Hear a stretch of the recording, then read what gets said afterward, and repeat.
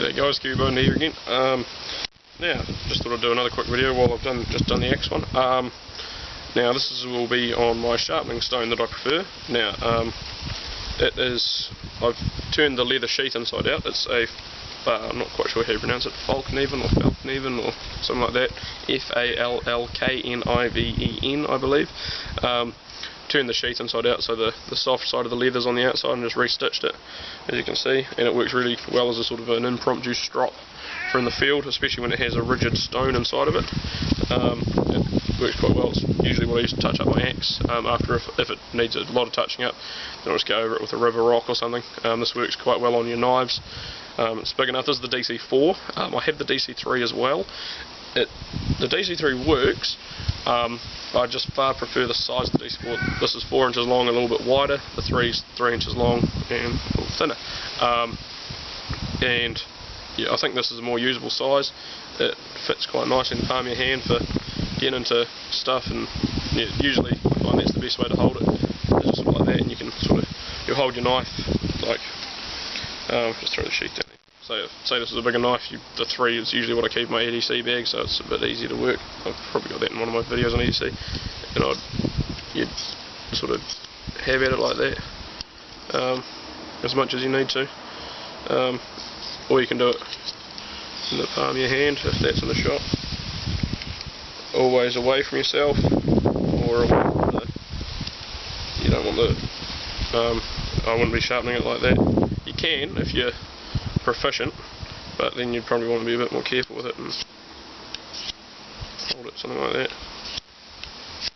But yeah, so the front, this the DC, it's diamond and carbide, I believe is the right term. So that's your carbide side. No, sorry, it's diamond and ceramic. So that's the diamond side. That's still quite smooth, but it's surprisingly abrasive. Works really well for if you need a little bit of rebeveling, or there's a nick or something like that, you just need to kind of buff out, or you just want to get the profile changed a little bit. Take a little bit more work than like a coarse Arkansas stone or something like that. And then this is the ceramic side. Yeah, ceramic side, and it gives quite a nice polish on it. This one is still relatively new. I haven't used it anywhere near as much as some of the other people I've seen that have these. After a while they get really smooth. There's still, so you can sort of feel the ridges in it, because I don't know how they do it, but it's sort of got little lines in, if you can see that. But no, it's a great little stone. It's not that heavy. I think they're a little expensive. This one cost me about 50 New Zealand dollars, but everything's usually more expensive here. But it's one of those things you probably only have to buy once, and I liked it enough that I went out and bought the DC3 as well, which was 40ish. I'd fork out the other 10 any day if I wanted, if I was going to have to do it again to get a second one of these rather than a 3, to be honest.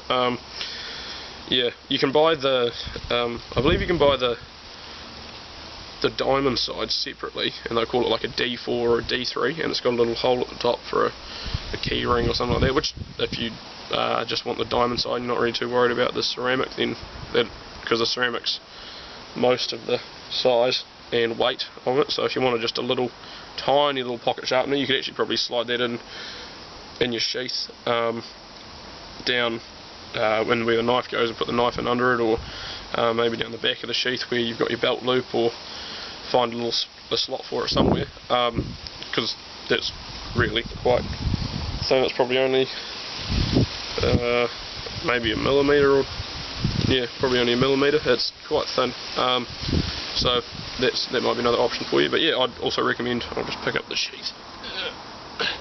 I'd also recommend turning it inside out just for a little sort of stropping sort of thing. You can put some stropping compound on it if you want, but I don't usually worry. Sort of keeps it clean on the outside. But yeah, it's a good little sharpening stone. The only really one I actually carry with me anywhere. I have one in the bug out bag, and one in the one in my ADC bag, just in case I need to sharpen anything up.